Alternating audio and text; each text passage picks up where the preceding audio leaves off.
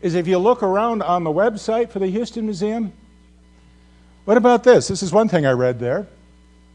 For many years, Lucy was thought to be a direct human ancestor, but we now see her as belonging to a separate group of hominids from those which became our species, Homo sapiens. You get the picture here? Forget about it. She's not our direct ancestor. And yet, look what they say. Still, Lucy remains the benchmark. So she's not our ancestor, but she's the benchmark by which our ancestors are judged. Lucy remains the benchmark by which all other discoveries are judged. Lucy has become a household name known by scientists and non-scientists worldwide. She continues to inspire exploration of our ancient ancestors in order to discover more about the progress of mankind. So this is the reference standard. This is as good as it gets. I mean, we're going to look at the best shot that evolutionists have for human evolution, dealing with what is clearly not a human. It is definitely ape-like, but one that they believe is just a certainty, has something to do with man, although did not evolve directly into us. Well, a lot of teachers are taking their children to the Houston Museum, and during the 6 years that this specimen will be in our country, you can be sure that there will be millions of young children down into the early grades that will be taken in to contemplate these ape bones. For example, if you get on the Houston website, there's a whole section there for elementary school teachers.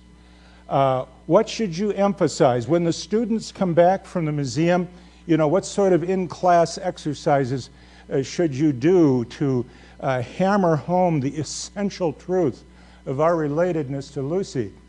This gets a little technical. Some of you may not be able to follow it, but do your best. The teacher is told to ask the students, when and why did our ancestors start walking upright? Notice you are not to ask, did they start walking upright? Do we have ape-like ancestors? No. When and why? Then here it starts to get a little technical. Try to stay with me. We get into some math here. Put the students in groups of 2. Number each student 1 or 2. I told you it was going to get a little technical. Ask student number 1 to put his hands on the floor and walk on all 4 limbs around the classroom. Discuss with your partner, would you rather walk on 2 legs or 4? A related question would be, would you rather have a sharp stick in the eye or not?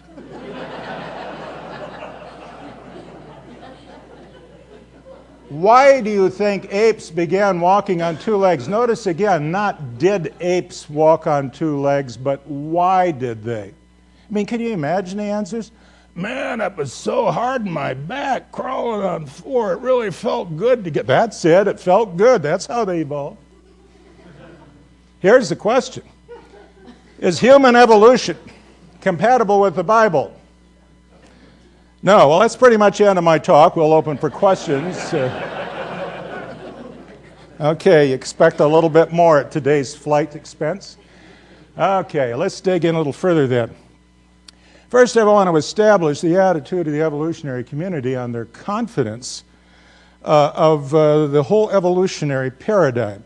Notice I don't call evolution a theory. It's not. I have people come up to me all the time and say, I don't have to believe in evolution after all. It's only a theory. You know what I tell them? If evolution were a theory, you ought to consider believing in it. But it doesn't measure up. It's a paradigm. It represents the sum total that the contemporary scientist seems to be willing to consider. That is, there's only matter, energy, time, and space. There's nothing else. There's nothing supernatural. So we can look nowhere except the intrinsic properties of nature to account for our existence.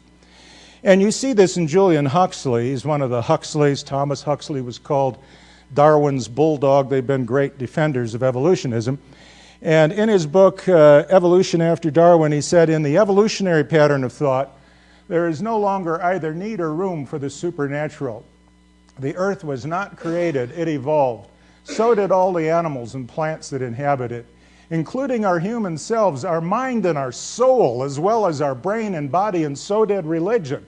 In fact, think about it. Talk about a Johnny-come-lately. 14 billion years of cosmic evolution, and religion finally gets invented by primitive man just in the last nanoseconds of this whole sweep on a relative scale. So far from religion or God explaining how the world came to be, evolution explains how God became contrived, invented in the minds of man. The Bible has a very different view on all of this. I know you're aware of that. 1 Corinthians 15:39 tells us that all flesh is not the same flesh. But there is one kind of flesh of men, another flesh of animals, another of fish, another of birds. In other words, these are different kinds of creatures. They're not interrelated. They are a different flesh altogether. In Psalm 100, one of my favorite psalms, we read, "Know that the Lord, He is God. It is He who has made us, and not we ourselves." This is pretty much it right here. It is God who has made us and not we ourselves. We are His people and the sheep of His pasture. And then Jesus Himself reveals His approach to creation, and particularly that of man. When asked about divorce, He responded and said, "Have you not read?" I love that. He just says, "Don't you folks read your Bibles?" That was basically the response. "Have you not read that He," and that would have been the Old Testament, right, that they would have read because the New Testament was available yet. "Have you not read that He who created them from the beginning made them male and female, and said, for this reason a man shall leave his father and mother and be joined to his wife, and the two shall become one flesh." From the beginning, not the Big Bang, creation of man and woman from the beginning. And this is the whole basis of marriage. Well, people sometimes argue that Darwin never said we evolved from monkeys. In fact, back during the Scopes trial, the defense of teacher John Scopes tried to argue that Darwin never claimed man evolved from monkeys. In fact, even today, if you say that, evolutionists get very upset. Even if you say that they evolved from apes, they want you to say ape-like creatures, and certainly not monkeys. Apes are basically tailless monkeys. But if you look at Darwin's book, The Descent of Man, written a few years after Origin of Species, he said that the Simiidae then branched off into two great stems, the New World and the Old World monkeys. That would be monkeys, for those of you sitting way back. That would be monkeys.